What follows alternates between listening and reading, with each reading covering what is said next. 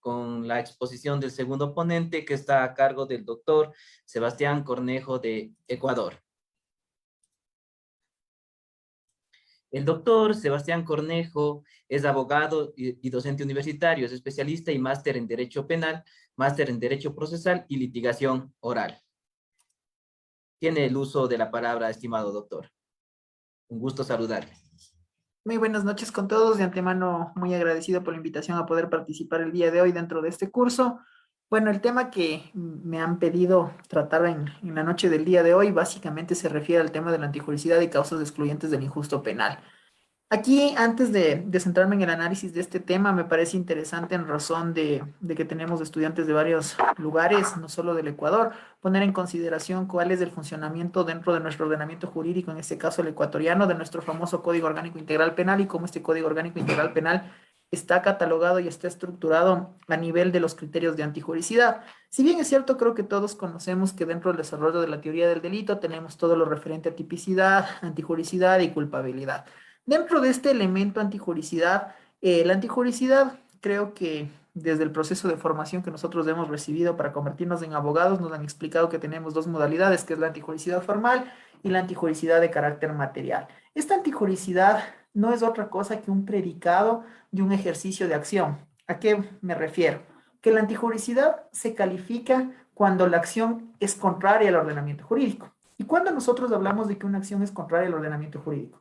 Cuando nosotros vamos a determinar este efecto de contradicción en torno al ordenamiento jurídico, nosotros nos vamos a remontar a lo que se conoce como la estructura de la norma jurídico-penal. Esta estructura de la norma jurídico-penal está compuesta de dos elementos esenciales. El primero es una proposición. ¿Cuál es la proposición? La proposición básicamente es la descripción dentro de la configuración del tipo penal, para que se entienda de mejor forma. Cuando yo pongo la persona que ejecute un disparo en contra de otra o la persona que dé muerte a otra persona, esa es la proposición. ¿Y cuál es la consecuencia jurídica? La aplicación de una pena privativa de libertad que oscilará, no sé, de 19, 22, etcétera, de conformidad al tipo penal. Entonces, todo tipo penal va a tener esta proposición jurídica, que básicamente es una descripción de la actuación, y va a tener una consecuencia jurídica, que es la aplicabilidad de una pena en su mayoría privativa de libertad, salvo en ciertos ordenamientos jurídicos que tenemos incluso la posibilidad de la aplicabilidad de pena de muerte. Bueno, bajo esas consideraciones, cuando nosotros regresamos al concepto de antijuricidad, entendido como este predicado de la acción, que denota una acción contraria al ordenamiento jurídico. ¿Cuándo una acción es contraria al ordenamiento jurídico? Una acción es contraria al ordenamiento jurídico cuando lo que se busca dentro del ordenamiento jurídico es generar este efecto de protección de lo que se conoce como bienes tutelados o bienes jurídicos protegidos. Entonces, cuando una conducta busca destruir este bien jurídico protegido, busca dañar este bien jurídico protegido, busca lesionar este bien jurídico protegido, estamos hablando de una conducta que es contraria al ordenamiento jurídico. Ese es un primer elemento que nosotros vamos a denotar y vamos a analizar dentro del criterio de antijuricidad. En ese orden de ideas, cuando nosotros hablamos de la antijuricidad, es necesario también que nosotros definamos qué es una norma válida y qué es una norma eficaz. ¿Cuándo una norma es válida? Una norma es válida cuando ha pasado por un proceso de conformación para la generación y la implementación dentro de un ordenamiento jurídico. Y bueno, ahí nosotros podemos entrar a analizar un montón de temas en relación, por ejemplo, a la configuración de los tipos penales existentes dentro de los diferentes códigos penales. Para traer a colación, por ejemplo, dentro de nuestro Código Orgánico Integral Penal, podemos hablar de que tenemos un sinnúmero de tipos penales en blanco, tenemos tipos penales mal estructurados, tenemos tipos penales que carecen de configuración dentro de los elementos de interconexión propios de cada uno de los tipos penales que dan lugar a un efectivo procesamiento. Y creo que eso ha quedado evidenciado con las reformas que hemos visto en nuestro Código Orgánico Integral Penal. Reformas que, si es que revisamos, tienen dos principales objetivos. El primero es corregir los errores de los tipos penales que estuvieron mal hechos. Y el segundo, básicamente, es generar la implementación de nuevos tipos penales, que lo que da lugar es este ejercicio abusivo del derecho penal, dando a entender que nos encontramos dentro de una configuración de un derecho penal de carácter expansivo y que deconstruye la aplicabilidad del derecho penal de última ratio, y que básicamente lo que estamos entendiendo es que dentro del ordenamiento jurídico ecuatoriano, la única manera de que nosotros podamos garantizar un efecto de tutela de un determinado derecho, de un determinado bien jurídico, sea con la implementación de tipos penales. Bueno, sin embargo, en razón de esta descripción, vamos a tomar que los tipos penales son válidos y son eficaces los que tenemos dentro de la configuración impositiva, dentro de nuestra norma de carácter positivizado. Bajo esa configuración va a surgir un tercer elemento. Y este tercer elemento es el elemento central en torno a la antijuricidad. Y tiene que ver con que dentro de la antijuridicidad tiene que existir un análisis de un permiso constitucional, si se quiere llamar así. ¿A qué me quiero referir? Que dentro de la antijuridicidad tiene que estar identificada que ciertas normas que son prohibidas bajo ciertas consideraciones se van a transformar en permisivas, como lo vamos a ver más adelante cuando desarrollemos lo referente a las causas de justificación. Es decir, el paraguas legal, si se quiere llamar así, da la posibilidad de que una norma prohibitiva se transforme en una norma permisiva. Dentro de la estructura de la norma jurídico-penal, y creo que dentro del Código Orgánico Integral Penal, la mayoría de normas son normas prohibitivas. Por ejemplo, ustedes revisan el tipo penal de asesinato. Dice, la persona que dé muerte a otra persona será sancionada con una pena privativa de libertad, no sé, de 19 a 22. Entonces, es una norma prohibitiva. ¿Por qué es prohibitiva? Porque dice que si es que yo doy muerte a otra persona, recibiré una sanción. ¿Cuál es la prohibición? Dar muerte. Si es que yo ejecuto esa prohibición, recibo una sanción. Lo mismo, por ejemplo, con el tema del hurto, con el tema del secuestro, con el tema del asesinato, del homicidio, del femicidio, etc. Entonces, la mayoría de tipos penales son tipos penales que tienen un efecto de carácter prohibitivo. Ahora, ¿cuándo estos tipos penales dentro de la estructura de la norma jurídico-penal de carácter prohibitivo se vuelven permisibles? Cuando nos encontramos dentro del desarrollo de las causas de justificación. Y eso se evidencia clarísimo cuando, por ejemplo, hablamos de legítima defensa. Ustedes me dirán, yo ejecuté la actuación de matar a otro individuo, pero producto de que yo maté a otro individuo, a mí no me tienen que sancionar penalmente con la determinación de un tipo penal de homicidio, asesinato, etcétera, sino que me ha operado una causa de justificación, que en este caso es legítima defensa, y que por ende yo no tengo que recibir la aplicación de una pena privativa de libertad, porque lo que estaba generando es un medio de defensa. Que bueno, lo vamos a desarrollar más adelante cuando hablemos de las causas de justificación. Dentro de este tema de la antijuricidad, como habíamos conversado hace un momento, dentro de la configuración clásica tenemos lo que se conoce como antijuricidad material y lo que se conoce como antijuricidad de carácter material. Formal y material, perdón. Cuando me refiero a la antijuricidad material, es aquella que va direccionada a verificar que la conducta como tal tiene que causar un daño. ¿Y cómo se verifica este daño? Este daño se verifica cuando el bien jurídico protegido ha recibido una lesión o por lo menos ha sido puesto en peligro. Y aquí vamos a identificar algo muy concreto. Cuando nosotros pasamos del análisis del filtro de la tipicidad y determinamos que cada una de las conductas se encuentran dentro de un ordenamiento jurídico y determinan conductas que tienen que ser sancionadas con penas privativas de libertad, vamos a verificar la lesión del bien jurídico, porque si es que no hay lesión al bien jurídico, no podríamos hablar siquiera de la determinación del aparecimiento del derecho penal. Por ejemplo, si es que yo doy muerte a otro individuo en el tipo penal de homicidio, ¿cuál es la afectación al bien jurídico? Podríamos decir que no hay ni siquiera afectación, hay una destrucción total del bien jurídico. ¿Cuál es la destrucción de ese bien jurídico? El bien jurídico protegido vivo. Cuando hablamos de una puesta en peligro, hablamos, por ejemplo, en los tipos penales que se quedan en modalidad de tentativa.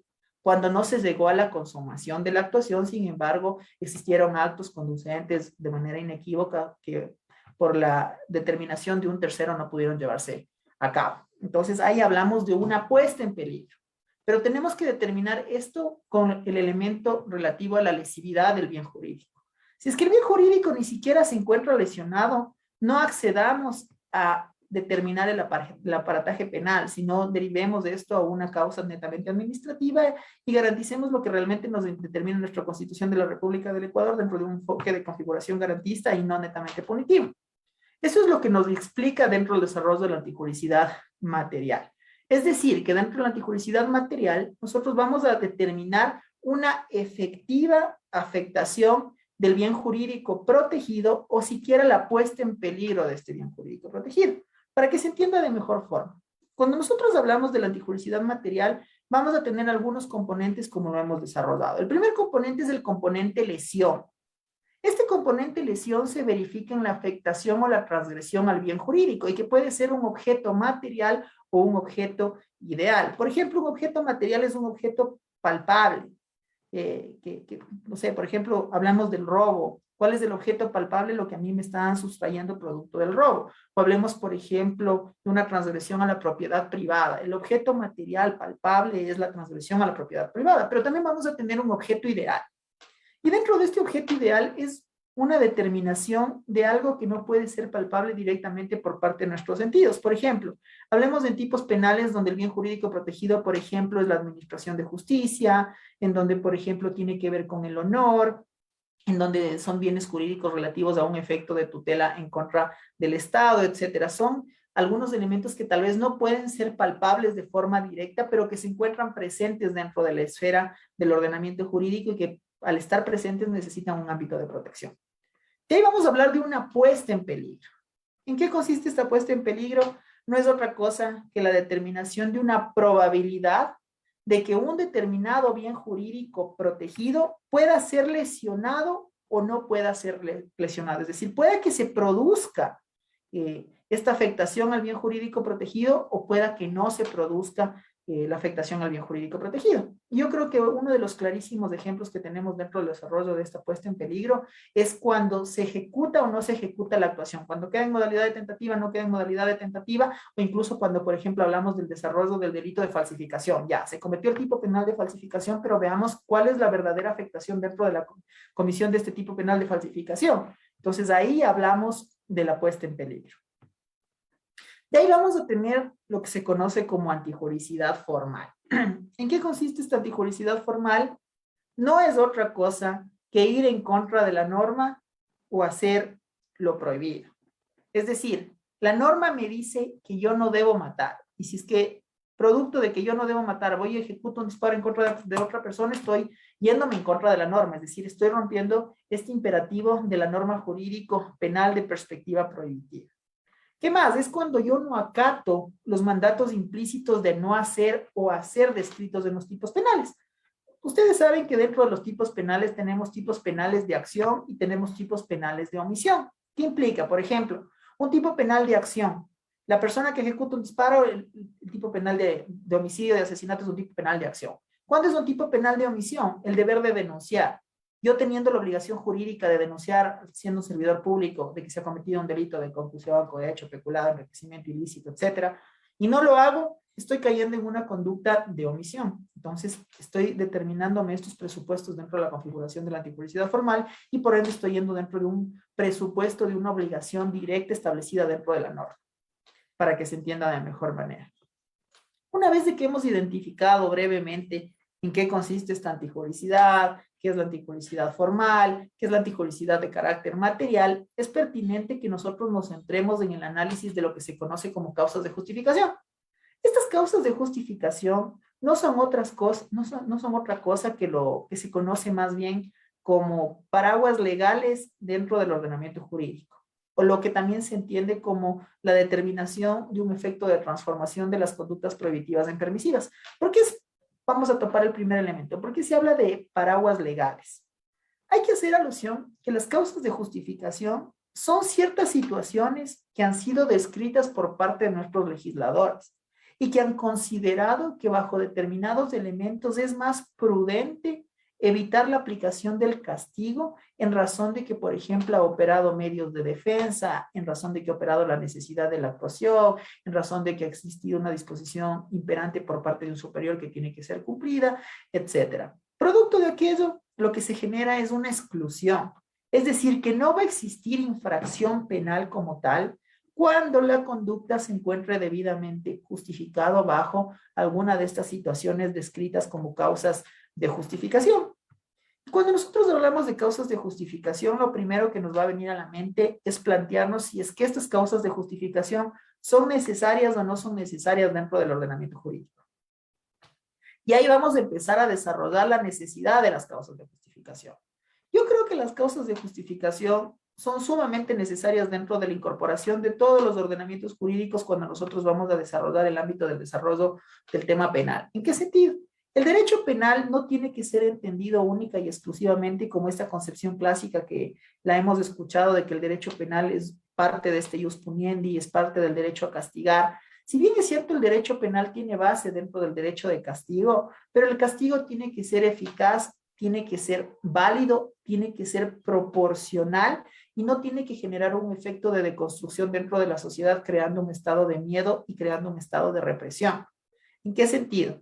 Ustedes saben que el derecho penal ha ido generando un efecto de evolución bastante interesante. Al principio hablábamos de las ordalías, hablábamos en este caso de la famosa quema de las brujas, hablábamos de que el derecho penal servía para perseguir, servía para aislar y consecuentemente este concepto del derecho penal ha ido avanzando.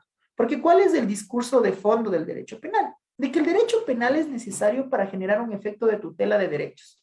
Y este efecto de tutela de derechos deviene de un ámbito constitucional en el cual cada uno de nosotros en un determinado momento ha decidido ceder cierta parte de nuestra liberalidad al Estado para que el Estado administre esa liberalidad y cree conductas, normas, reglas, imperativos y principios que tienen que ser cumplidos dentro de un ordenamiento jurídico. Y así evitar este libre albedrío, así evitar esta posibilidad de que nosotros generemos un efecto de transgresión en contra de nuestros similares.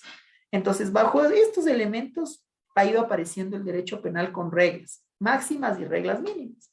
Tal es así que dentro del derecho penal vamos a tener esta disyuntiva que es un análisis bastante interesante visto desde la actualidad, en que el derecho penal no solo es visto desde una perspectiva de punitivismo o de castigo propiamente dicho, sino que también el derecho penal es concebido como una herramienta que determina la consecución del derecho al debido proceso, del principio de legalidad, tal es así que el principio de legalidad en materia penal, ustedes saben mejor que yo que es una de las máximas del derecho penal, tal es así que sí, el principio de legalidad que opera que la conducta tiene que ser previa, tiene que ser clara, tiene que ser conocida por todos y que en correlación con el principio de taxatividad es llamada a cumplirse cuando la conducta, en este caso la configuración del tipo penal, está descrita de una forma clara y entendible para todas las personas. Entonces, esto genera seguridad jurídica. Y es por eso que dentro del derecho penal tienen que establecerse parámetros que eviten la aplicación desmedida del derecho penal. Y uno de los parámetros más interesantes, más importantes, que van direccionados a poder garantizar de forma específica, directa, esta actuación, es precisamente el aparecimiento de la configuración de estas causas de justificación. ¿Bajo qué sentido? Bajo el sentido de que la causa de justificación evita que en ciertas circunstancias que estarían debidamente justificadas de acuerdo al cumplimiento de los parámetros establecidos por parte de los legisladores, se evite la aplicación de una pena privativa de libertad en contra de un ciudadano, porque lo que generó este ciudadano tal vez es un efecto de defensa, entre otros cuestionamientos. En conclusión, podríamos decir que entonces la necesidad de las causas de justificación es minimizar el sistema punitivo, reduciendo al derecho penal a los supuestos en que no exista otro medio menos violento en el cual se pueda afrontar el problema, en el cual se pueda determinar la gravedad que amerite la respuesta para esa actuación y que sea una respuesta que en ciertas ocasiones no sea necesariamente un tema penal y que adicionalmente esté previsto esto dentro de nuestra legislación.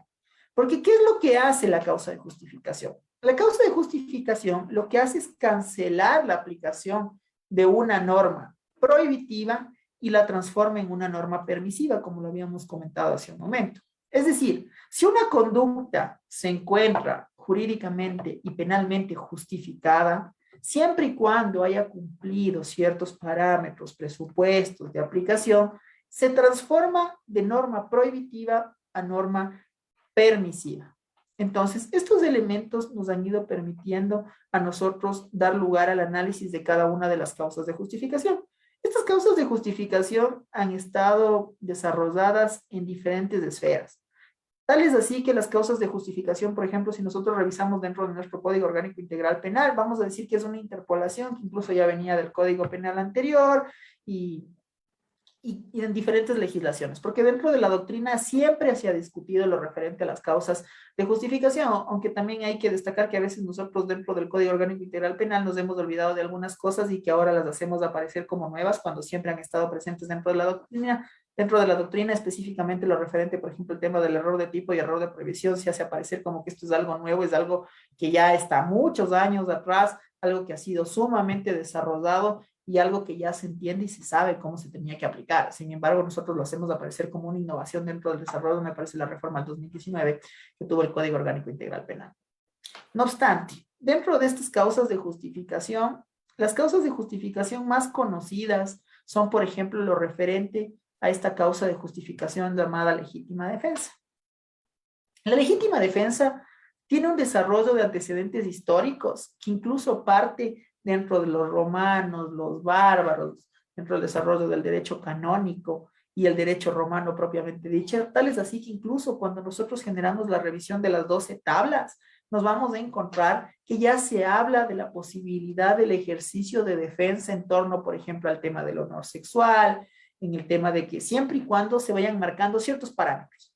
Y el parámetro hace referencia a la agresión del atacante que debe ser injusta.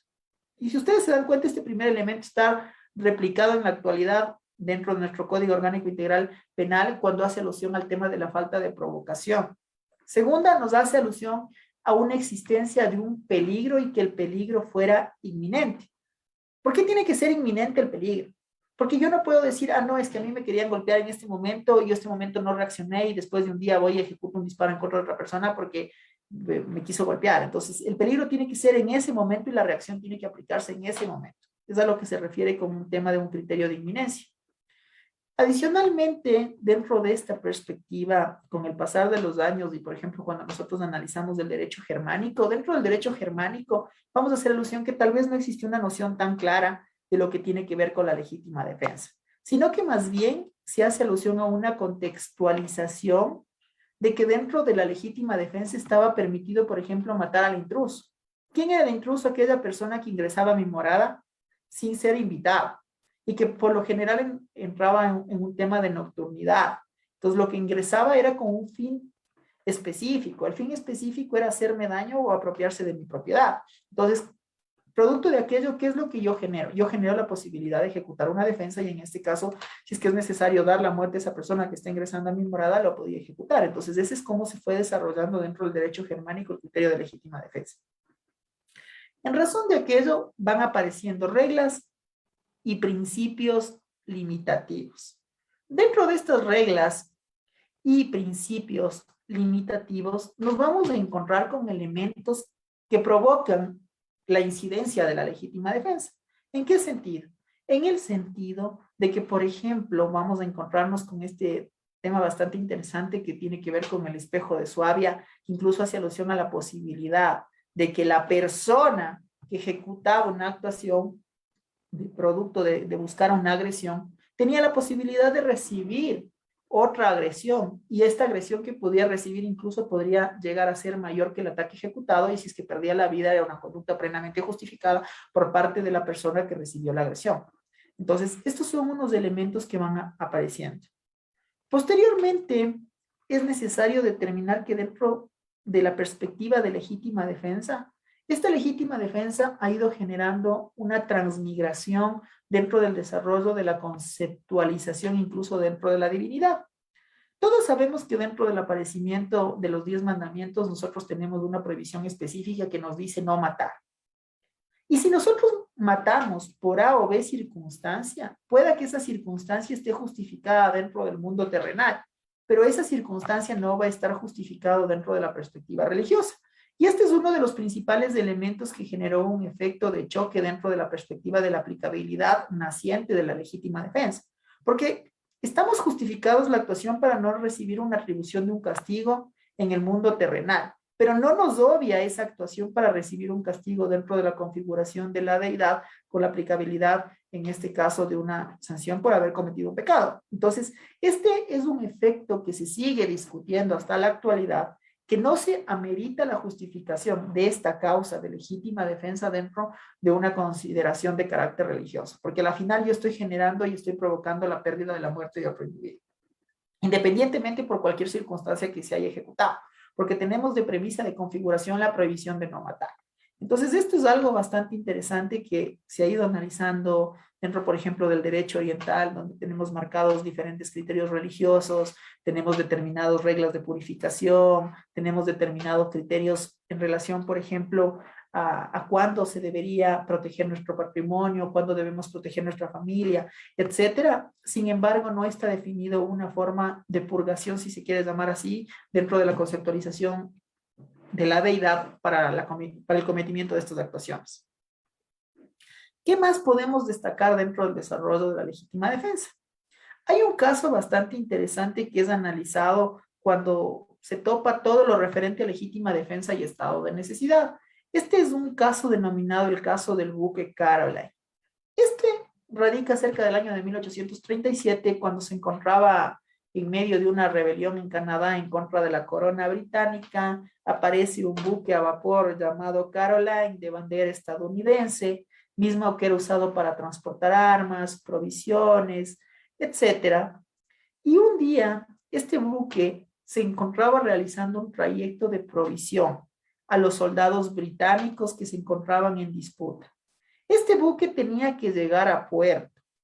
¿Qué es lo que pasaba? Como se encontraban en una etapa de conflicto, en el puerto lo que se dijo es que el buque traía provisiones envenenadas y que si estas provisiones envenenadas llegaban a tierra y eran consumidas por parte de las personas, iban a morir, producto de que querían apropiarse de ese territorio. Entonces, ¿qué es lo que vieron las personas dentro de este territorio? Que el buque no tenía que llegar a puerto. Y como el buque no tenía que llegar a puerto, la disposición fue que se hunda el buque. Entonces se generó un ataque en alta mar. Producto de este ataque se analiza dos posibilidades en relación al tema de estado de necesidad y legítima defensa bajo las siguientes consideraciones.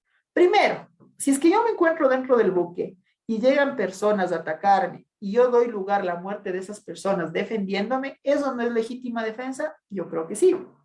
Pero desde la otra postura se hablaba de un estado de necesidad. ¿Por qué? Porque ellos decían, si es que nosotros no matamos a todas las personas que se encuentran en ese buque y no destruimos las prohibiciones, va a morir toda una comunidad que se encuentra dentro de la isla. Entonces, bajo esa configuración es un tema de estado de necesidad. Y ahí es donde se traba esta línea diametral de diferenciación entre el estado de necesidad y la legítima defensa, ahondando en dos posturas. La primera, en que tal vez no se podría utilizar la legítima defensa en el caso en cuestión, porque no existía una guerra entre los dos estados. Es decir, el buque Caroline era un buque de bandera neutral. Y segundo, que se tenía que probar una necesidad de defensa propia, urgente, abrumadora. Y más bien ahí podríamos entrar a analizar un tema más bien de estado de necesidad, bajo una primera perspectiva. ¿Cuál es la otra perspectiva? La otra perspectiva es que se tiene que analizar cuáles son los acuerdos que se van produciendo dentro del derecho en torno a la consecución de los hechos, dándonos a entender las nociones de legítima defensa, dándonos a entender el avance programático del derecho consuetudinario, dándonos a entender que la acción en ciertas ocasiones puede lograr una amenaza y esta amenaza puede ser apremiante y que esta amenaza puede ser evitada por otros medios. Y adicionalmente que estos otros medios tienen que estar sujetos a un ejercicio de control de aplicación de fuerza. Entonces son algunos elementos que van naciendo y que posteriormente los vamos a encontrar ya incorporados dentro de los códigos penales bajo los requisitos de la legítima defensa. Básicamente la legítima defensa es definida como una reacción necesaria para evitar una lesión, pero no cualquier lesión. Tiene que ser una lesión catalogada como ilegítima. Tiene que ir determinando en este caso lo inminente en torno al ataque generado por la acción. ¿Por la acción de quién? Por la acción de un ser humano. Entonces, todos estos parámetros confluyen, determinan una agresión actual, y que esta agresión tiene que ser contraria al derecho, que esta agresión tiene que buscar, en este caso, una lesión en contra del agresor. Y tal es así que incluso se habla de que la legítima defensa viene a ser una repulsa en contra de la agresión ilegítima, una agresión actual, una agresión inminente, que puede ser ejecutada de forma directa o en torno de un tercero. Y por ejemplo, ya vamos a hablar del desarrollo de la legítima defensa de derecho propio o la legítima defensa de derecho de terceros, etc. Dentro de estos tipos de legítima defensa que les he comentado, vamos a encontrarnos con la legítima defensa de derecho propio. ¿En qué consiste la legítima defensa de derecho propio? En que el ofendido se encuentra con el imputado de manera directa y producto de aquel se produce un altercado, para que se entienda de mejor manera. El día de hoy cualquiera de nosotros está conduciendo su vehículo y de la nada viene un vehículo y le choca. Usted baja de su vehículo a verificar qué es lo que pasó y apenas usted se baja de su vehículo, viene la otra persona y lo golpea. ¿Qué es lo que hace usted? Se defiende. Producto de la defensa que usted hace, le da un mal golpe y lo lesiona a este individuo. ¿Existe o no existe legítima defensa? Existe legítima defensa. Esta es una legítima defensa ¿de quién? De un derecho propio, porque el derecho que estoy protegiendo es mi integridad personal e individual. No estoy ejecutando una defensa en contra de un tercero. ¿Cuándo sería la defensa de un tercero? Vamos al mismo caso que hemos desarrollado. Cualquiera de ustedes está conduciendo un vehículo, viene una persona, le choca, viene esta persona, se baja y esa persona le empieza a gritar a usted, le empieza a golpear a usted. Y cualquiera de nosotros pasa por la calle y como ve que esa persona nos está golpeando, nosotros estamos en el suelo, viene esa persona y golpea al otro individuo. Ahí estamos hablando de una legítima defensa de derecho ajeno.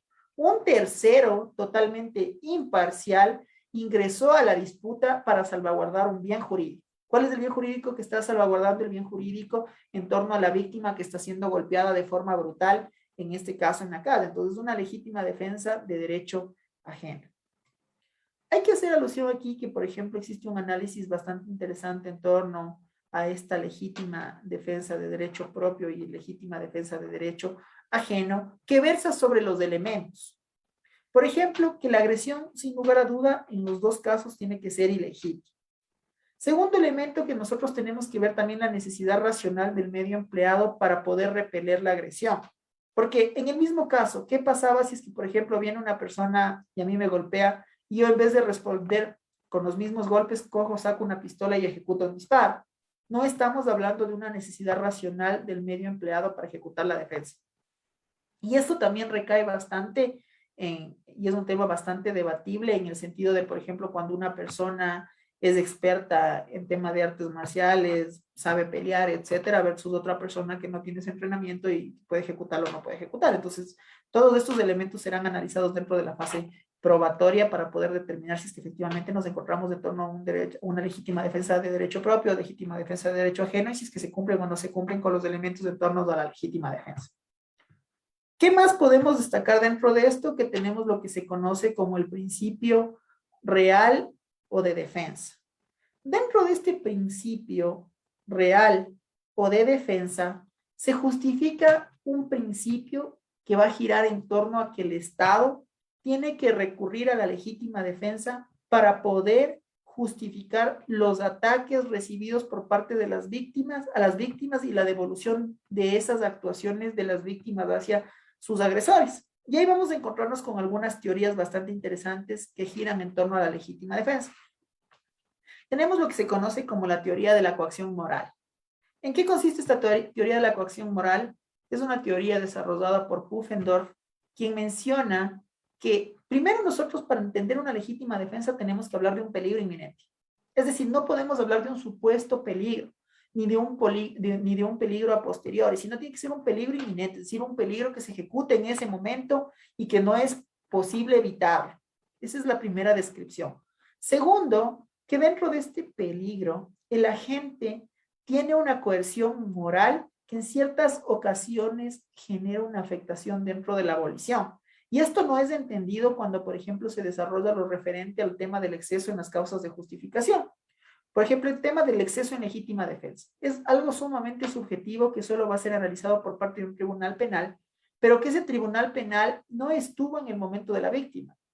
Invento un caso. ¿Qué pasa cuando están golpeando a un individuo y ese individuo lo único que tiene cerca es tal vez encuentra una pistola y no es que va a ejecutar un disparo, ni siquiera sabe utilizar la pistola y producto de que está tratando de disparar, no dispara una vez, sino dispara 10 veces? No es que existe un exceso de legítima defensa, sino que no se está analizando la coacción psicológica que esa persona o ese individuo tenía en ese determinado momento dentro del desarrollo del ejercicio de la presión y que incluso se conoce como el desarrollo de la teoría de la cascada defensiva en relación a cuáles son las actuaciones que yo puedo ejecutar en un determinado momento para poder lograr un medio de defensa adecuado, oportuno y eficaz. ¿Qué más tenemos dentro del desarrollo de estas teorías? Tenemos lo que se conoce la teoría de la acción culpable pero no punible. Es una teoría que parte del desarrollo de conceptos cristianos en el cual, como les había comentado, la muerte de un individuo es una sanción y no va a dejar de ser una sanción independientemente de que sea punible o no sea punible. Bajo la óptica cristiana, esto es una sanción y es una configuración de un pecado que no puede ser disculpado así nomás porque se está generando una transgresión en contra de un individuo. ¿Qué más? Tenemos lo que se conoce la teoría de la retribución del 1000 por 1000. Esta teoría de la retribución del 1000 por 1000 es una teoría desarrollada por Geyer y que consiste en que la defensa es privada y que la defensa en ciertas ocasiones puede resultar injusta. ¿Por qué? ¿Por qué puede resultar injusta? Porque a veces lo que está dando lugar es que el mal se retribuye con otro mal. Para que se entienda de mejor forma. Tú me golpeas, ¿cómo yo respondo? Golpeándote. Entonces es una retribución de igual por igual. Y que incluso está asemejado al desarrollo de la aplicabilidad del índice de castigo cuando se hablaba dentro del desarrollo de la teoría básicamente relacionada con el tema de la ley del talión, del ojo por ojo, diente por diente. Tú me matas, yo te mato, etcétera. Entonces, este es un ejercicio de la teoría de la retribución del 1000 por 1000, que se aplica dentro de la consideración de la legítima defensa en el sentido del daño ocasionado y que a veces este daño no es proporcional a la actuación, porque pueda que tú me golpeaste, pero pueda que producto de esa defensa de los golpes que tú me estabas dando, yo te terminé matando. Entonces, eso hay que tomar en consideración que a veces esta retribución no siempre va a ser en un ámbito proporcional en relación al ataque producto de la agresión ejecutada, porque no se está tomando en consideración los elementos necesarios dentro del desarrollo del ejercicio de represión del ataque. Tenemos también lo que se conoce como una teoría de colisión de derechos. ¿En qué consiste esta teoría de colisión de derechos? Implica que la vida de uno no puede ser más importante que la vida de otro. En ese sentido es uno de los cuestionamientos interesantes dentro de la legítima defensa. ¿Por qué la vida del agresor va a valer menos que la vida de la víctima cuando operamos una legítima defensa? Y ahí todo deviene dentro de la configuración de la agresión actual inminente e ilegítima. Es decir, yo no busqué la agresión, yo estuve caminando sin ningún problema y vino una persona y me quiso golpear. Y producto de que esa persona me golpeó, yo lo único que hice es defender, porque estoy defendiendo mi integridad personal. Y producto de esa defensa de la integridad personal, pudieron existir X y factores en ese determinado momento y que se pudo generar la transgresión tal vez de que yo le di lugar a la muerte de ese individuo. Pero no implica que la vida de esa persona valga menos que mi vida. Son dos bienes jurídicos tutelados de igual valor dentro de la perspectiva de legítima defensa. Esto cambia un poco cuando analicemos el tema de estado de necesidad. ¿Qué más? Tenemos la teoría de lo que se conoce como la defensa pública de carácter subsidiario. Esta es una teoría desarrollada por Carrara que básicamente propugna de que el juzgador, así quiere emitir una sentencia, nunca va a poder estar en el lugar de la víctima. Y esto se identifica de forma clara en el tema de exceso de legítima defensa. Yo soy un tercero totalmente imparcial. Yo no estuve en ese momento de la actuación. Yo no sé qué es lo que sintió la víctima. Yo no sé si es que tuvo miedo, si es que tuvo un efecto de descontrol, qué es lo que pasó en ese determinado momento. Y producto de que yo no sé qué es lo que sucedió en ese determinado momento, no debería tener las condiciones objetivas para poder determinar si es que existe o no existe el exceso de legítima defensa. Y bueno, por ejemplo, ahí a mí me parece bastante interesante que en torno a todo lo referente a las causas, al exceso de las causas de justificación, dentro del Código Orgánico Integral Penal tenemos una falencia bastante interesante, es que no se encuentra normado la determinación de parámetros específicos para evidenciar si es que nos encontramos ante un exceso o no nos encontramos ante un exceso y deviene en algo bastante subjetivo que le da un ejercicio de maniobra bastante interesante a los juzgadores. Tenemos también dentro de la legítima defensa lo que se conoce como la teoría de la inminencia, que no es otra cosa que la determinación de que la agresión tiene que ser ejecutada en ese momento, es decir, que el ataque, la amenaza, la actuación no puede ser realizada a futuro, sino que tiene que ser realizada en ese determinado momento. Y producto de estas teorías va a confluir la definición no tan clara que tenemos al menos dentro del Código Orgánico Integral Penal, que no es otra cosa que una interpolación de lo que ya teníamos dentro del Código Penal anterior, que se refiere a qué es la legítima defensa. Y nos dice que existe legítima defensa cuando nosotros actuamos en defensa de cualquier derecho propio o ajeno. Es decir, aquí nos está dando la posibilidad de legítima defensa de derecho propio y legítima defensa de derecho ajeno, bajo la configuración de ciertos requisitos. Primero, agresión actual y legítima, que sea en ese momento y que sea contraria a la norma. Segundo, la necesidad racional de la defensa, lo que yo les decía, si a mí me golpeas, yo no voy a, producto de ese golpe, sacar una pistola y ejecutar un disparo, sino que voy a tener que responder de la misma manera. Y tercero, una falta de provocación suficiente. ¿Qué pasa si en el mismo caso esa persona se baja del carro y yo le empiezo a gritar, le empiezo a tratar mal, la otra persona me contesta de la misma forma y el uno empieza a incitar al otro, ya no hablamos de una legítima defensa. Si hablo de legítima defensa, cuando yo me bajé del carro, simplemente me acerqué a ver qué es lo que pasaba y la otra persona me empezó a golpear, porque es una actuación actual y legítima y lo único que yo hice es tratar de repeler mediante un medio de defensa. Entonces, esos son los elementos en torno a la legítima defensa que tiene que evidenciar tres condiciones. Primero, que tiene que ser una conducta ejecutada por parte de un ser humano que implica una actuación agresiva y que implica una actuación antijurídica. ¿Por qué? Porque es una actuación contraria al ordenamiento jurídico. ¿Qué más podríamos destacar dentro de esta perspectiva? Lo que tiene que ver con la necesidad racional de la defensa. Dentro de la necesidad racional de la defensa hace alusión a que el bien jurídico protegido tiene que versar sobre una necesidad racional de actuación. El bien jurídico protegido tiene que ser suficiente para rechazar esa agresión y que tiene que existir un marco de flexibilidad que plantea una cuestión en torno al ataque realizado por parte de un individuo. Y tercero, la falta de provocación suficiente por parte de quien actúa en defensa del derecho. Es decir, este requisito no permite entender que el defensor, la persona que se defiende, no haya provocado la agresión. Es decir, que yo no provoqué al individuo para que me ataque. Estos son los elementos trascendentales en torno a la legítima defensa. Una vez de que hemos desarrollado la legítima defensa, es necesario que pasemos al tema del estado de necesidad. Dentro del desarrollo de este estado de necesidad, vamos a encontrarnos con algo bastante interesante.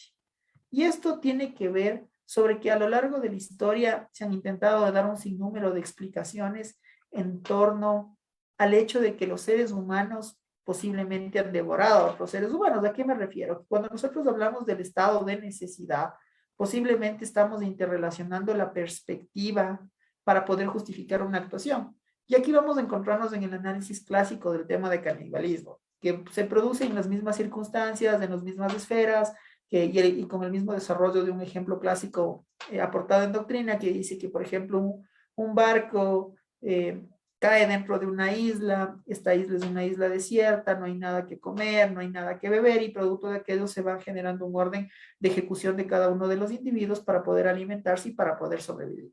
¿Por qué se habla de estado de necesidad? Porque matan a uno para salvaguardar la vida de 10 o 20.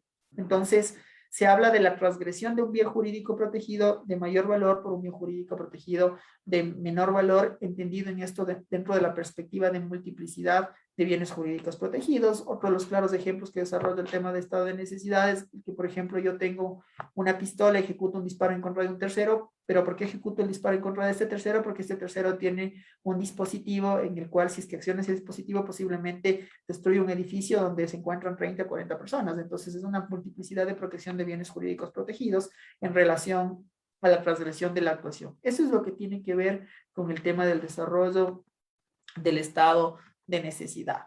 Dentro de este estado de necesidad, creo que los principales elementos hacen alusión en que el mal causado tiene que ser menor al mal que se trata de evitar, y consecuentemente que se tiene que determinar una exclusión dentro del desarrollo de la culpabilidad con ciertos componentes que tienen que ver con que, por ejemplo, el derecho protegido esté en real y actual peligro, que el resultado del acto de protección no sea mayor que la lesión que se quiso evitar y que no haya otro medio practicable y medio menos perjudicial.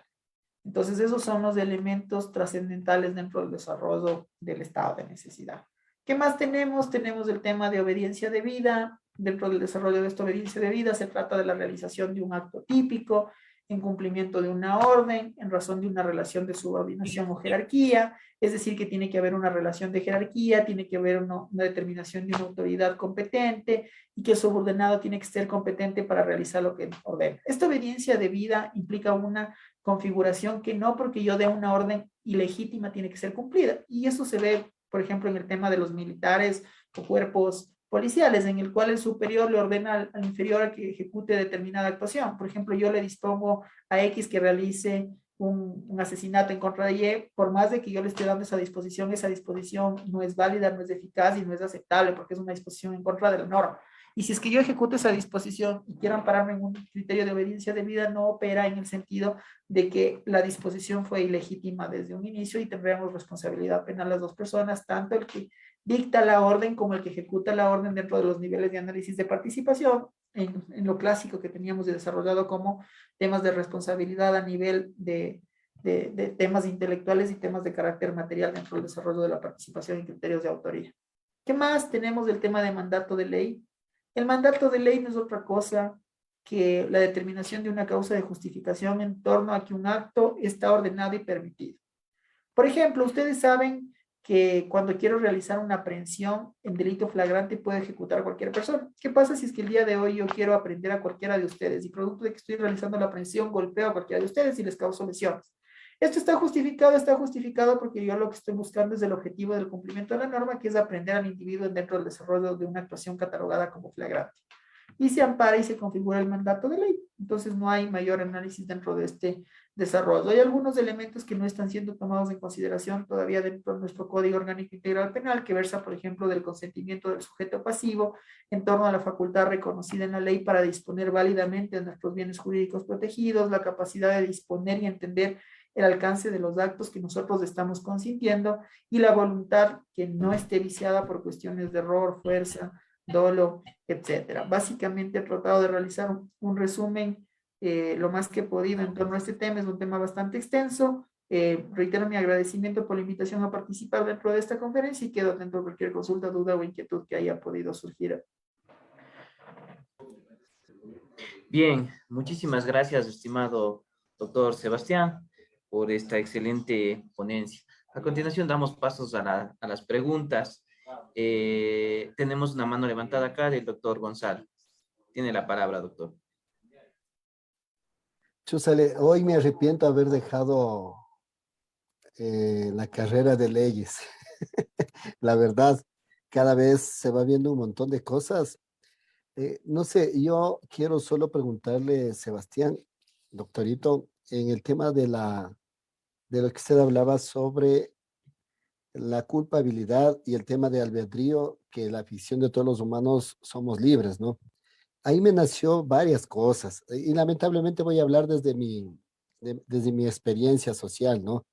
Eh, en el caso de lo que hablábamos, de lo que usted habló de tipos penales, como la acción, cuando alguien dispara frente a una acción, ¿no? Y la otra sobre el tema de omisión.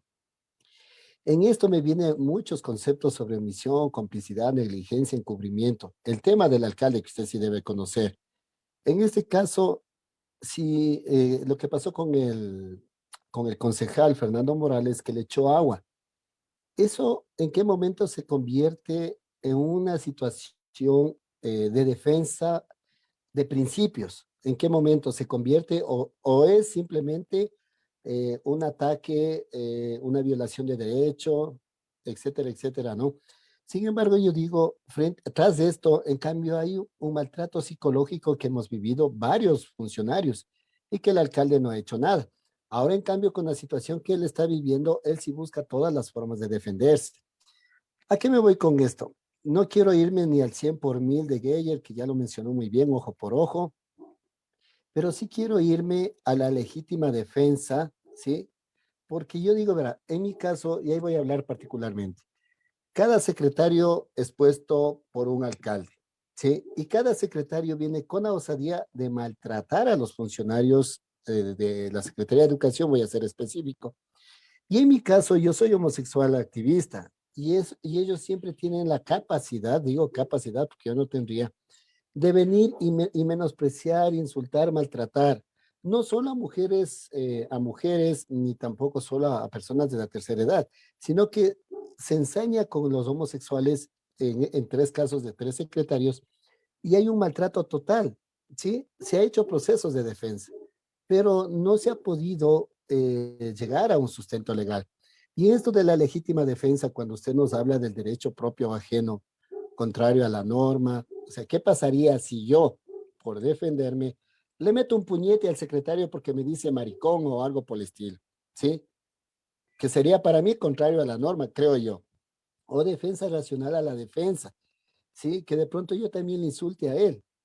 Pero lo otro puede ser que él me provoque la provocación suficiente, que él me provoque y yo de pronto sí le golpeé durísimo, pero yo ya he vivido situaciones anteriores y hablo por los tres grupos de atención prioritaria que mencioné, ¿no? ya se ha vivido situaciones anteriores y nadie ha hecho nada. En este caso, eh, ¿cómo nos garantiza el Estado a nosotros el derecho a la defensa? Dentro del bien jurídico protegido que se estaría hablando, ¿no? Que no, espero no equivocarme. Esa sería mi curiosidad, doctor Sebastián. Sebastián. Perfecto, con todo gusto. A ver, aquí hay que determinar algunos elementos bastante interesantes que usted los ha traído a colación.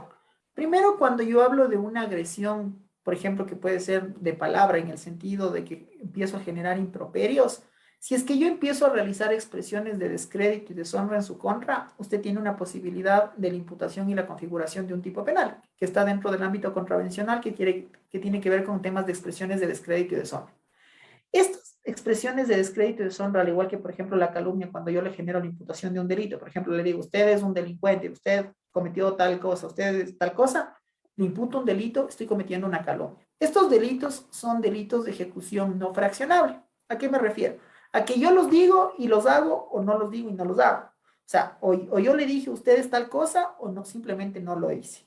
Si es que yo le digo tal cosa y usted me responde en los mismos términos, no estamos hablando de delito, porque estamos hablando de una consecución, en este caso, en un desarrollo de tergiversación de palabras de ida y de palabras de venida. Si es que solo yo le trato mal a usted y encima más yo le hago quedar mal en el conjunto en el cual usted se encuentra, lo humillo, lo desprestigio, usted tiene toda la posibilidad de iniciar en este caso de presentación por una contravención de descrédito y deshonra en lo más bajito. Y si es que, por ejemplo, yo le imputo un delito, le digo, por ejemplo, usted es un narcotraficante, y lo desacredito en el grupo en el cual usted se encuentra, y producto de aquello incluso, digamos, a usted le despide, porque le dicen, no, usted es narcotraficante, no queremos una persona que sea así, que esté trabajando, y le despide.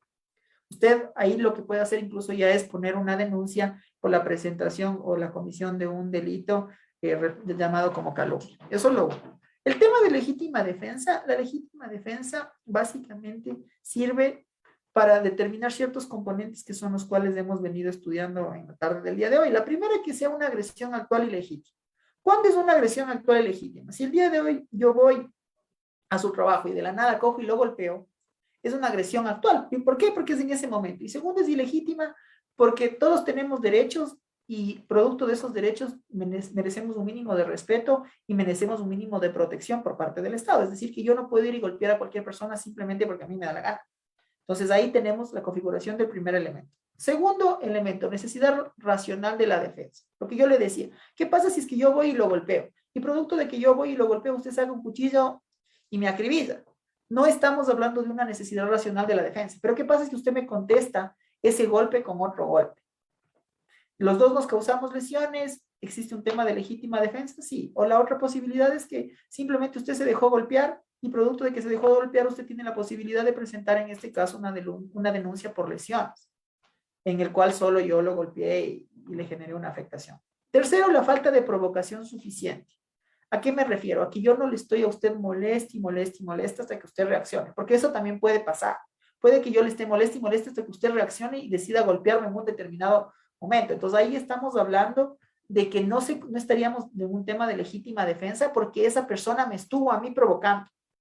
Entonces, si es que yo le estoy provoca y usted me golpea, y producto del golpe que usted me da, yo no podría alegar legítima defensa si es que yo le golpeo a usted, porque yo fui la persona que le estaba provocando, yo fui la persona que lo estaba incitando a usted. Entonces, eso hay que tenerlo muy en claro. El otro tema que yo lo estaba desarrollando en relación de las conductas de acción y las conductas de omisión, eso se analiza dentro de la perspectiva de la configuración propia de los tipos penales. Hay tipos penales que implican una obligación de hacer y tipos penales que obligan una determinación de un no hacer. Incluso se responde por inobservancia, impericia, imprudencia, etcétera. Son las modalidades de tipos penales con dolo y modalidades de tipos penales con culpa. Entonces, todos esos elementos hay que hacer alusión. Bajo la configuración, ahí hay otro tema bastante interesante que cabe destacar. Todas las personas tenemos lo que se conoce como el principio de presunción de inocencia. Entonces, por más de que a usted yo le esté imputando un delito y ya le inicie la investigación penal, ya le haya formulado cargos, mientras no existe una sentencia condenatoria en firme y debidamente ejecutoriada, usted sigue siendo inocente. Y más bien esos son algunos criterios que a mí me parece que dentro del Código Orgánico Integral Penal no se están aplicando de forma adecuada, incluso incluso con el tema, por ejemplo, de la aplicabilidad de la prisión preventiva. La prisión preventiva es de última ratio y siempre ha sido de última ratio. Otra cosa es que se trate de descontextualizar este elemento y se haga dar a entender que, por ejemplo, cuando no se dicta prisión preventiva nos encontramos ante temas de corrupción. Esto no es así. La posibilidad de la prisión preventiva tiene que ser justificada cuando no existe otro mecanismo eficaz, directo, que permita garantizar la comparecencia de la persona procesada dentro del desarrollo del proceso. Entonces, a usted le cobija la presunción de inocencia, usted tiene acceso a la posibilidad de defenderse en cualquier momento, porque usted es inocente hasta que no tenga una sentencia. Entonces, vamos trastocando y también yo creo que a veces es bueno ponernos en los zapatos de los demás.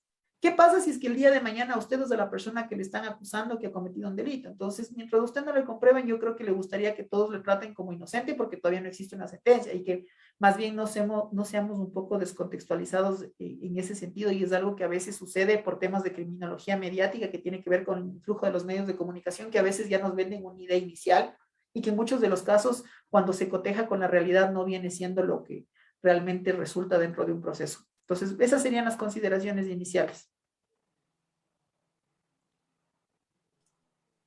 Bien, muchísimas gracias, estimado doctor.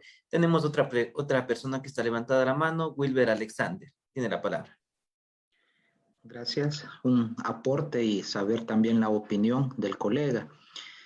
En la mayoría de países latinoamericanos tenemos el gran problema que cuando hablamos de causas de justificación o circunstancias que excluyan la responsabilidad penal, es bastante tardía la circunstancia de declararla así por un juez.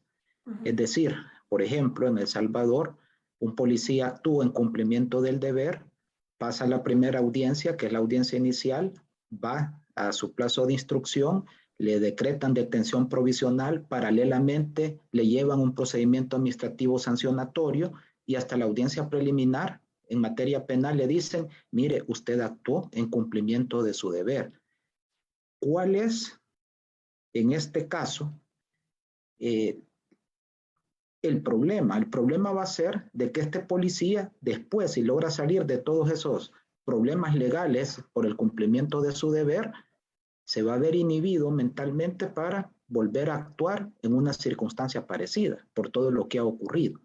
Me gustaría saber la opinión acerca de qué le parece alguna propuesta, por ejemplo, cuando exista razón fundada para en donde se pueda decretar una circunstancia que excluye responsabilidad penal, prohibir la detención provisional expresamente, por ejemplo, aunque ya sabemos que es de última ratio, pero en los países latinoamericanos no se respeta mucho, o celebrar una audiencia especial de imputación para determinar si esa circunstancia podría o no existir antes de iniciar un proceso penal, que son dos circunstancias pues que a la fecha no existen en mi país, pero como una propuesta me encantaría saber su opinión. Le agradezco por la oportunidad. Muchas gracias, doctor. Bueno, a ver, me parece que tenemos nosotros el mismo problema acá en el Ecuador. De hecho, tuvimos dos casos bastante sonados. El uno fue el tema del caso de Mascarilla, que se atribuía un proceso por presunta ejecución extrajudicial o se alegaba el tema de legítima defensa dentro del desarrollo de un ejercicio de disipación producto de una gresca en un determinado colectivo. O tuvimos otro caso en Ibarra, de igual manera, de una persona que en este caso el policía no actuó en el determinado momento y producto que no ejecutó el disparo en ese determinado momento, lo que se ocasionó es la muerte de las víctimas, de una víctima. Aquí hay que topar algo bastante interesante y que, si bien es cierto, está dentro del desarrollo de la esfera penal, pero también tiene que ver con el ámbito del ejercicio de la administración de justicia. Y yo voy a ser muy sincero, aquí en el ordenamiento jurídico ecuatoriano, yo creo que el sentimiento es común de que a veces no creemos mucho en la administración de justicia, en el sentido de que hemos tenido o hemos escuchado de que el sistema a veces es corrupto, de que a veces el sistema es un poco negligente, el sistema es tardío, no se garantiza la celeridad entre los procesos, etcétera.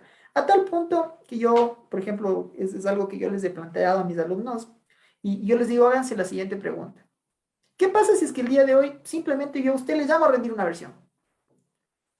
Recién está empezando el proceso penal, pero créame que yo con ese simple llamamiento que le hice a usted, usted ya se siente culpable y usted ya se siente sentenciado. Y esto es un elemento que a veces genera un efecto de desconfianza dentro del sistema de administración de justicia y dentro del sistema penal propiamente dicho. Porque ¿qué pasa? Inicia el proceso penal. Y dentro del proceso penal, cuando todavía ni siquiera existen elementos contundentes que determinen la responsabilidad. Viene el fiscal y el fiscal me pide prisión preventiva. O sea, la prisión preventiva, como usted ya lo ha señalado, doctor, es de última ratio. Es decir, tengo que aplicar la prisión preventiva cuando no exista otro mecanismo eficaz, directo, expedito, que garantice mi comparecencia dentro del desarrollo del proceso, que permita entorpecer el proceso porque puede existir riesgo de fuga. ¿Cuál es el análisis lamentable que a veces se realiza dentro de las audiencias y que al menos yo he tenido la posibilidad de ver en algunos casos, en el cual simplemente le hacen el análisis en torno a la pena? Entonces le dicen, a ver, usted cometió un delito, no sé, un posible delito de asesinato. Su pena estaría oscilando entre 19 años. Entonces existe un altísimo peligro de fuga.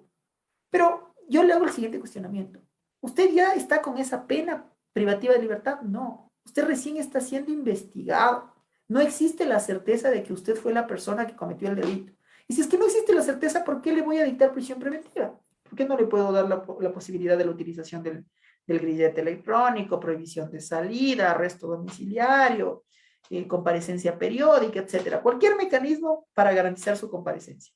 Porque si es que yo le dicto prisión preventiva, se va a generar este efecto de desconfianza, que usted mismo me lo indica, doctor. Y que incluso yo tuve la posibilidad alguna vez de revisar, porque nosotros acá tenemos un procedimiento llamado abreviado, que sucedió un caso muy, muy interesante. A una persona le detienen por un delito de robo, presunto delito de robo.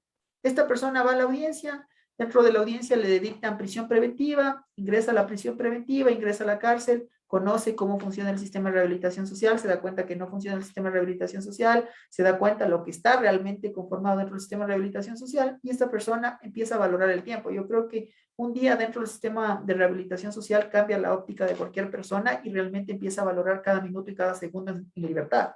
Entonces, bajo esa consideración llega el día de la audiencia y el fiscal y la jueza le dicen, vamos por un abreviado. La pena serían de 5 años. Si aceptas el abreviado, te doy 1 año, 3 meses. Él dice, pero yo soy inocente, yo no hice nada. Y se enoja la jueza y se enoja el fiscal. Y dice, a ver, no nos vas a hacer perder tiempo. Tenemos todo. ¿Aceptas o no aceptas? Y si no, vamos a la audiencia. Esta persona, desconociendo el tema, no asesorado de una forma adecuada, decide aceptar. ¿Qué pasa? Le sentencia. Años después tengo la posibilidad de revisar el expediente, reviso el expediente y me doy cuenta que dentro del cotejo del arma no existe la determinación de las huellas digitales. Entonces, no había materialidad, no había cámaras, no había absolutamente nada que determine que esa persona cometió el delito de robo. ¿Qué pasó? Esa persona está sentenciada injustamente. Entonces, es lo que a veces también nos va cambiando un poco a nosotros la perspectiva de la configuración dentro del sistema de administración de justicia y nos va generando una derivación dentro del sistema penal. Como lo había dicho yo en un momento, el derecho penal es un derecho penal de última ratio. Y producto de que el derecho penal es de última ratio, el derecho penal tiene filtros que se conocen como filtros selectivos de poder. Ahí viene el principio de legalidad, el debido proceso, temas de seguridad jurídica, duda razonable, el tema de mínima intervención penal, el tema del principio de objetividad, etcétera. Entonces, todo eso se tiene que garantizar dentro de un proceso. Si yo no garantizo dentro de ese proceso, lo único que estoy utilizando el derecho penal es para destruir. Porque, ¿qué es lo que hago yo con el derecho penal? Si es que a usted yo le privo de su libertad 15 días, yo destruí su vida. Se quedó sin trabajo, le generé una deuda a sus familiares, le generé incluso hasta posibilidades de traumas psicológicos y afectaciones colaterales a sus familiares y a usted mismo. Segundo, yo no sé qué es lo que le puede pasar dentro de la cárcel. ¿Quién quita que lo violan? ¿Quién quita que lo agreden? ¿Quién quita que lo maten? Etcétera. Entonces, es una afectación tremenda. Y yo por eso considero que dentro del derecho penal se tiene que tomar el derecho penal con pinzas. No se tiene que entender que todo es derecho penal. Y eso también sucede muy a menudo y es una práctica diaria que lastimosamente algunos de los abogados los ejecutan, que dicen que un tema civil lo vuelven penal. Por ejemplo, dicen, a mí me deben X cantidad de dinero, pero para que te paguen, presentemos por si acaso la denuncia por estafa. Verás que presentando te van a pagar más rápido, porque le vamos a dar miedo. Entonces, eso es una desnaturalización del derecho penal. Porque lo que nosotros estamos haciendo es del derecho penal algo cotidiano y el derecho penal no debe ser algo cotidiano. Tiene que ser algo de excepción, tiene que ser algo de última ratio. Entonces, todas esas consideraciones tienen que ir cambiando y ir modificándose. Entonces, en ese sentido, volviendo a la pregunta que usted la indicó, doctor, es obvio que se genera un criterio de desconfianza. Yo hace algunos meses tuve la posibilidad de capacitar al ejército y a la policía y ellos me decían lo mismo, o sea, me decían, ¿con qué ganas nosotros vamos a actuar Si nosotros actuamos, nos van a procesar. Segundo, a veces las instituciones un poco se desvinculan dentro de nuestro patrocinio y a nosotros mismos nos toca contratar abogados. A nosotros mismos nos toca defendernos. Se genera un gasto exterior. Y segundo, que si es que no hacemos nada, también nos abren un proceso penal por no haber cumplido con el deber que teníamos, por no haber realizado ese cumplimiento. Entonces, es una visión de doble vía que depende mucho del análisis del juzgador, en el sentido de que primero van a variar los escenarios, pero en los escenarios que se pueda actuar, se tiene que actuar. Y en los escenarios que obvio no se puede actuar, no se tendrá que actuar, porque tampoco no podemos cambiar esta posición de garante, no podemos empeorar la situación. ¿Qué pasa si es que yo por tratar de actuar de una determinada manera, por ejemplo, en el caso que yo le comentaba, si es que yo ejecutaba el disparo, digamos que yo no tenía la precisión para ejecutar un solo disparo y que mate al agresor, y mataba al agresor y la víctima, el daño iba a ser mayor, no solo iba a fallecer uno, iban a fallecer dos. Entonces, todo eso tiene que ser analizado de forma objetiva dentro de un proceso penal para efectos de determinar si es que concluye o no concluye. Concuerdo con usted totalmente, doctor. Creo que tenemos realidades bastante similares. Yo creo que el derecho penal sí necesita una reforma urgente y al menos no la reforma que al menos le están dando en mi país, porque la reforma que le están dando en mi país es una reforma de un criterio extensivo del derecho penal, porque solo lo que estamos haciendo es implementando nuevos tipos penales y no nos estamos concentrando mucho en los filtros selectivos del derecho penal. Bien, muchísimas gracias, estimado doctor. En honor al tiempo, vamos con una última pregunta que nos hacen desde redes sociales. Jeffrey Villanueva nos dice, ¿varía el panorama de la legítima defensa si previo a la agresión existían amenazas? Si antes de que me cause algún daño yo actúo antes, a pesar de no haber una agresión actual. Ejemplo, si te vuelvo a ver, te mato. Ya, ahí ya no estamos hablando de una legítima defensa. Ahí estamos hablando de una actuación predeterminada. Incluso ya estamos analizando la posibilidad de un análisis que tiene que ver con un ejercicio de planificación. ¿Qué pasa? Y este es el claro ejemplo que a veces sucede. Cuando se encuentran dentro de una relación de pareja que vive peleando el esposo con la esposa, consecuentemente el esposo golpea a la esposa a tal punto que la esposa planifica un determinado elemento y dice, a ver, tal día, a tal hora, yo voy a ejecutar tal actuación. Y eso ya deviene de una predeterminación, es decir, un ejercicio de planificación que ya sale dentro de la configuración del iter criminis entre la ideación, la planificación y finalmente la ejecución. Ya no estamos hablando de una legítima defensa, porque yo preparé el día, el lugar y todo. O sea, yo sé que el señor va a salir a tal hora, que va a transitar por tal calle y que en tal calle yo voy a ejecutar el disparo. Eso ya es el cometimiento de un acto ilícito. No es un tema de legítima defensa, porque la legítima defensa tiene que verse en ese determinado momento. En el caso que estoy planteando, viene el esposo y le empieza a golpear a la esposa.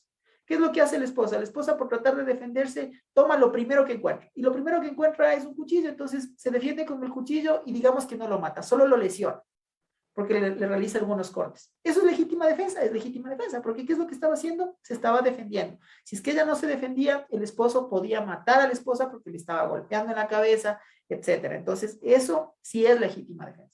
¿Qué pasa si es que yo todos los días a mi esposa le trato mal, le golpeo? Y simplemente un día ella ya cansada de todo eso, decide contratar a una tercera persona para que termine con mi vida. Eso no puede ser ejecutado como legítima defensa porque ya existe una ideación, una planificación y finalmente una ejecución.